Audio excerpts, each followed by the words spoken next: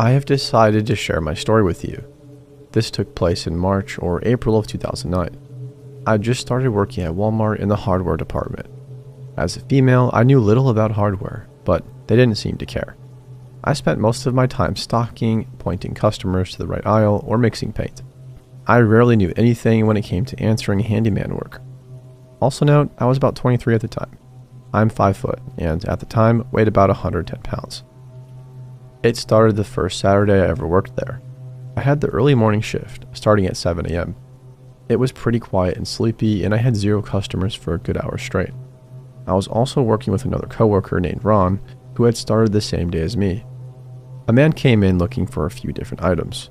He was an Indian man, said he was from India at least, who was either in his late 30s or early 40s. He hovered over me, maybe around 6'3" or so. A decently buff guy, also wearing a spring jacket with its collar turned up and a baseball hat. He completely bypassed Ron and went straight to me for help. I showed him to the products he was requesting when the questions started. I answered politely with the standard, "I'm not qualified to answer that. I can ask my coworker if he has any thoughts or ideas." He wouldn't let me, however. Instead, he dragged me to the furthest aisle in our department, far away from Ron. He started spouting off random stuff that he was trying to do around his house, asking me what I thought might work best for his needs. I really had no idea, so I just pointed out random things because he didn't seem interested in having decent help. While I was talking, with my back to him looking at different products, that's when I felt him creep up behind me and grab my ass. In my mind, I tried to play it off as an accident, until he did it 2 more times, as well as brushed my chest at least 3 times.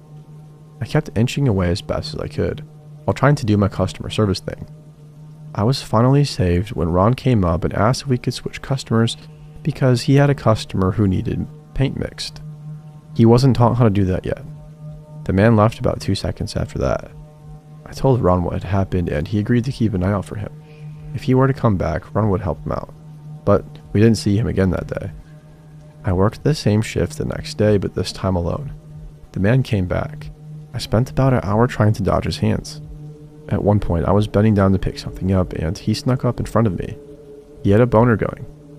I was obviously trying to not look at it, nor would I admit that I did, but he must have known I saw since his crotch was right in my face. "Do you like what you see?" he asked.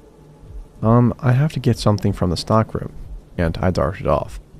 I took that time to talk to a manager about this man. I was clearly upset by him, and I figured the store had to value their employees somewhat. I must have talked to the wrong manager. I talked to my area's manager, Christina, and she basically told me to suck it up and deal with it. "Customer satisfaction is our #1 goal," she said. I realized I had to satisfy them that way. I never saw him on the weekdays, but once Saturday rolled around, here he was again. I was with my supervisor Matt that day, but he had a meeting in the morning to attend, so I was basically alone in the department. The man dragged me to the tool aisle because he wanted a new hammer and nails so he could build a birdhouse. The grabbing and brushing started up again, and I must have looked clearly uncomfortable. Another male customer came up and asked me if everything was okay. My creeper darted out of the store pretty quick. The other customer, who introduced himself as David, asked me what was happening. I wasn't comfortable telling him my story because I didn't know him, but he asked me if the creeper was harassing me during store hours, and I just gave a slight nod.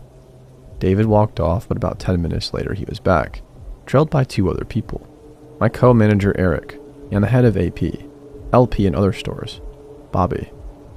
David explained to the 2 what he witnessed, how wrong it was for Walmart to let this happen, and demanded they rectify the situation before I was hurt. Eric thanked David, and him and Bobby pulled me into the office. Eric did all the talking. "Is this true?" "Yes." "How long has this been going on?" "Well, he started last Saturday and came back Sunday. I didn't see him again until today." "Why didn't you tell anyone before?" "Why did a customer bring it to management's attention?" "I tried. I told Christina and she told me to get over it and help the guy no matter what." Neither of them looked happy at that. "Could you point him out on the security footage?" "Sure." So I went in the AP room with them. We rewinded the tapes and I pointed him out from that day. The only problem was with the baseball cap and collar-up jacket. You couldn't see his face, and he purposely kept his head down to avoid being seen on the cameras. I described what he looked like to them, and Bobby said he would warn all of his AP peeps. I worked the next day again, Sunday. Our department kept getting phone calls, but every time somebody answered, the caller would hang up. When I finally answered, it was the creep. "Oh, good, you are there. I'm on the way. I'm taking you out to lunch. No ifs, ands, or buts about it, you sexy girl," he said. I let out an eek and hung up the phone on him. However, I did call Eric and Bobby and let them know what he said. Both of them showed up in street clothes as well as another AP guy. They stationed themselves in each of the aisles and let me know the police were already called and on their way. About 5 minutes later, the creep showed up. He literally ripped me away from another lady I was helping at the moment and tried dragging me to the exit in the tire center. Eric and Bobby tackled him to the ground and the police were there about a minute later. He was arrested and banned from the store. From what I was told, he had outstayed his visa or something and was being deported back to India. Never saw him again and my nightmare was over.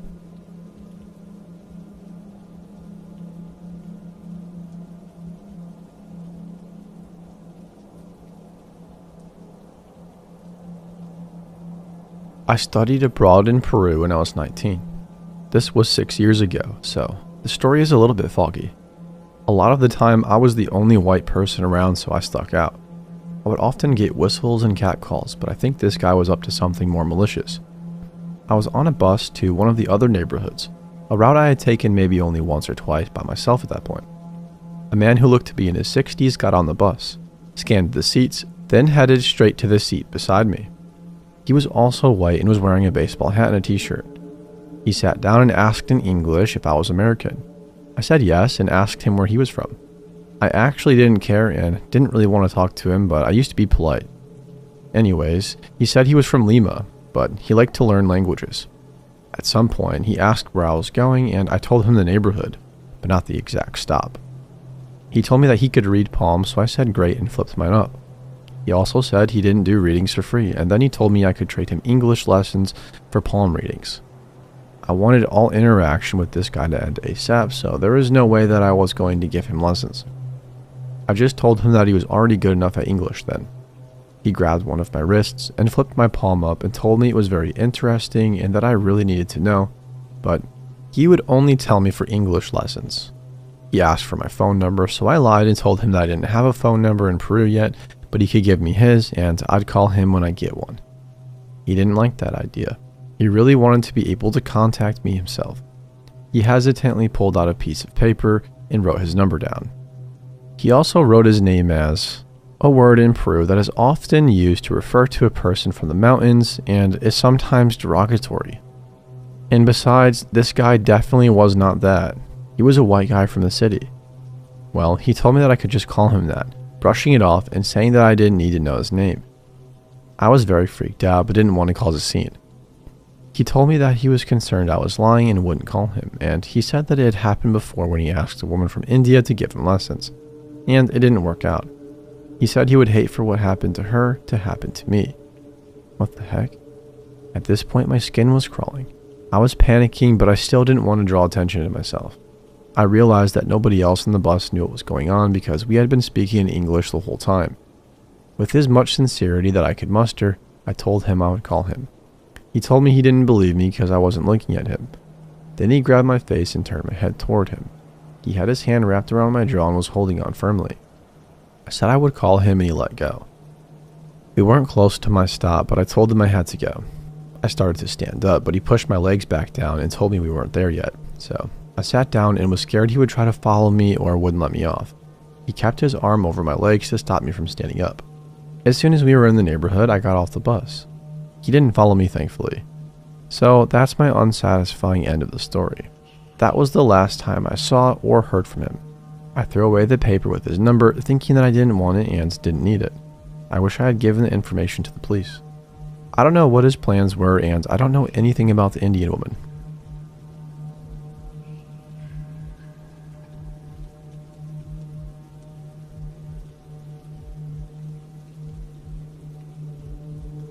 My name is Gabrielle, and this is my creepy encounter. When I was 15, my dad got a job in England. I'm of Scandinavian origin and moved the family to London. 2 years later, his job there was done and he was ready to move back home. And he did, carelessly leaving me behind since I was 17 and considered old enough to fend for myself. Also, I was a pretty horrible teen, so That might have played a part, but still. I got dumped while my little sisters returned home again. It wasn't all bad because I got to move in with a classmate and her family, a large Catholic family who saw it as their goal to get me back on the right track. Usually, their strategy included family dinner every night and asking me if I needed help with my schoolwork, if I needed anything knitted, and so on. I played the part of the polite, dutiful surrogate daughter well, and I liked my life there very much. But I also enjoyed London nightlife. I never did drugs or anything, but I liked the thrill of being an unsupervised teen in London at night. Being too young to get into most places, I decided to get myself a fake ID. I had no idea how people acquired such things, but was pointed to a guy called Terrible Freddy. That alone should have given me a clue. Terrible Freddy was a tall, skinny guy who lingered around the clubs at night. "Sure, I can help you," he said. "Give me your passport, 3 days in the cash, and you'll get an ID that can fool anyone," he promised. Ignoring my softly humming inner alarm bell, I handed him my passport. "Ah, a Norwegian little lady, are you? Lovely. What brings you here?" "My family did, but then they left me when they went back home," I said, trying to sound like it was a really cool situation to be in. "Don't lose the passport. It's the only actual ID I got," I added, not entirely comfortable about letting it go. Terrible Freddy seemed intrigued by this information. I could feel him stare at me as I walked away. 3 days later, I went to Camden Market to get my new ID. I spotted Freddy hanging around with some big bloke in a leather jacket and another smaller but psycho-looking dude. The sight of them together made me uneasy, and later I could understand that it was because Freddy was always seen on his own. Bringing his posse was a new thing, and they all looked like they were on a mission more remarkable than handing a fake ID to a teenage girl in exchange for some cash. I walked in a large circle around the market, considering my options. He had my passport and possibly my ID, my ticket to the clubs. But the sight of the three men had caused an almost nauseous kind of fear in me. I couldn't bring myself to walk over to them. That's when he saw me. Gabrielle, he shouted, waving and smiling at me to come over. I started walking towards them and saw the other two men, who he had been talking with just moments ago, now pretended not to know him. One taking an exaggerated interest in the fruit of the sale, the other watching intently from a distance, but his sheer size made it impossible for him not to be noticed. "I got your papers in the car. It's over here. Walk with me, Gabs," he said, and reached out to take my hand, and, in an act of pretend chivalry, completely out of character for him, he kissed my hand and then proceeded to walk arm in arm with me, away from the crowded marketplace. He had a pretty firm grip on my arm, and as I attempted to free myself, saying something about not being a damsel in distress, he locked my arm in an iron grip and started walking faster. All while joking and talking, his voice friendly and cheerful. His words kind and pleasant, but his body language and forcefulness scared me. One of the last things my dad said before waving goodbye to me a few months earlier was, "Enjoy London life, but be smart. If something seems off, it's probably because it is." The sound of tires screeching and the sight of a car driven by the man in a leather jacket were the last hint I needed to make my move.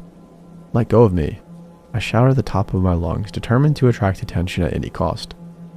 This only led to the car stopping and the huge bloke suddenly appearing as if he had been waiting somewhere close by. "Grab her," Terrible Freddy said, and the large guy reached out to grab hold of me as the car came to a halt in front of us. I threw myself on the ground, kicking and screaming and causing the absolute most noise and chaos I could.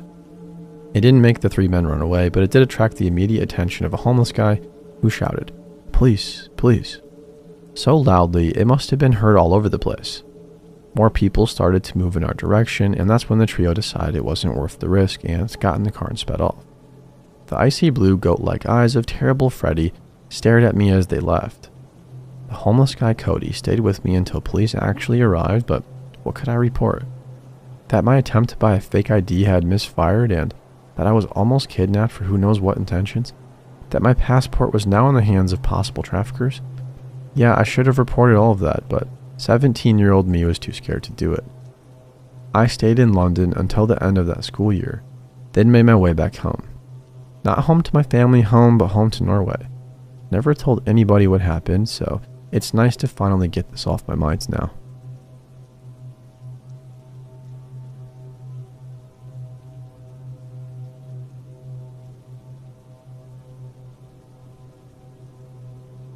Over 10 years ago, I used to live on a peninsula in Norway. It was quite idyllic, actually, as I, my sister, and my mom lived within walking distance of a beach. We had a short and incredibly narrow driveway that led to the house, and the only window in the house facing the driveway was my bedroom window, which was important. I was about 9 or 10 at the time when the incident happened. I was in the living room watching a show on Jetix. I think it was around 6 or 7 p.m., as it got dark pretty fast at that time of the year in January. I had been sitting there for hours when my mom told me to go to my bedroom and watch TV as we were having guests soon. I grabbed my things and went inside my room. I remember the room felt really cold, so I turned on the heater and went back out to the living room to get my candy or something like that. On my way out the door, a sudden feeling of dread washed over me, and I had this feeling that somebody had been watching me.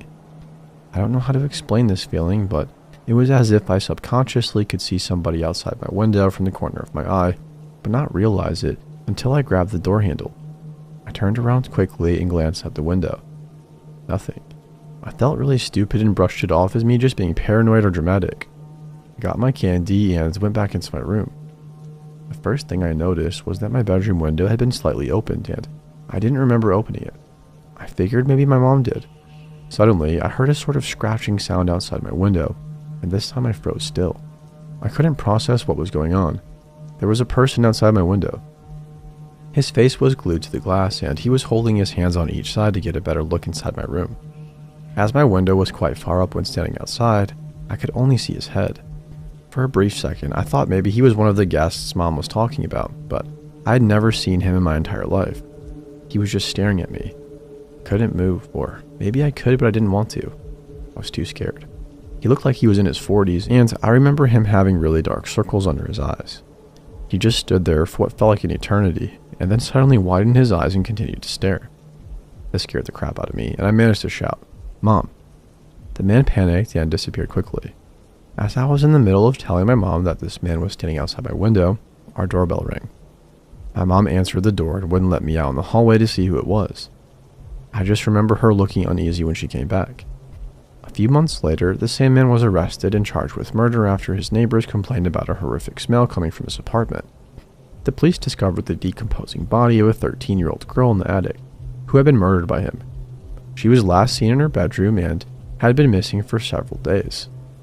After all of these years, my mom finally told me what the man said at the door. He told her that somebody had ordered takeout and he wanted to check if it was the right address. This being a small peninsula, she recognized him from a small vegetable shop and realized he was lying. She got scared and quickly told him that nobody had ordered anything. A year later, we moved to the city, and only now do I fully understand why. I truly believed that if my mom had not been there, I would not be alive today. Sometimes I feel guilty for the girl's death and wonder if she would be alive and well today if I had been taken instead.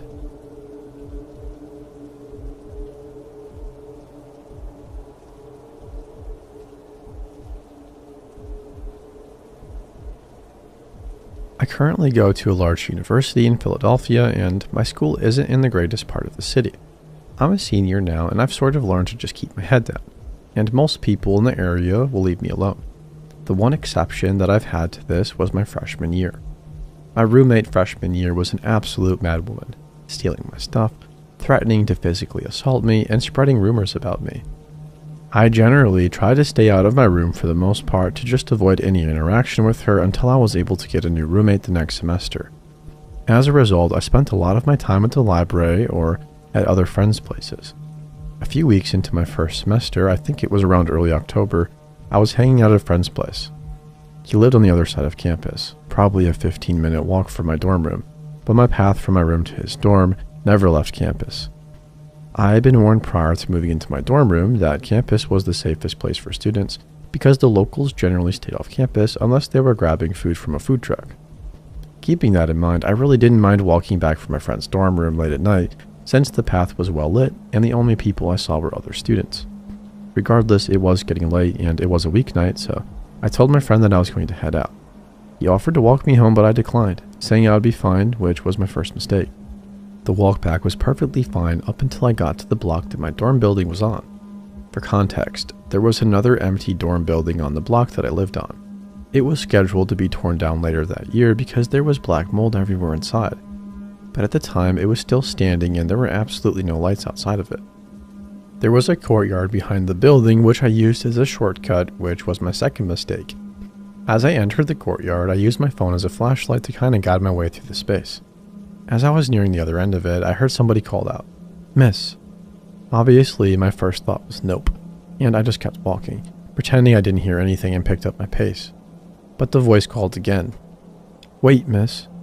At this point, I was nearly out of the courtyard, and there was some light coming from the windows of my dorm building, so I could kind of see what was going on without completely relying on my flashlight. I turned around to see who had been calling out to me, which was my third mistake, and I was met with a man.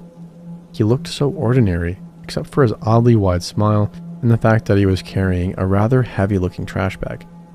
"Hey, miss, excuse me. I have something for you."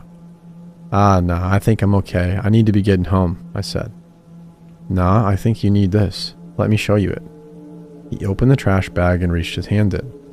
I didn't know what to expect at all, so I bolted. I ran further from the courtyard and toward the ramp that led up to my building, thinking I could outrun him, but I was sorely mistaken. Despite the fact that there was about 10 to 15 feet between us, as soon as I turned, his hand was around my wrist.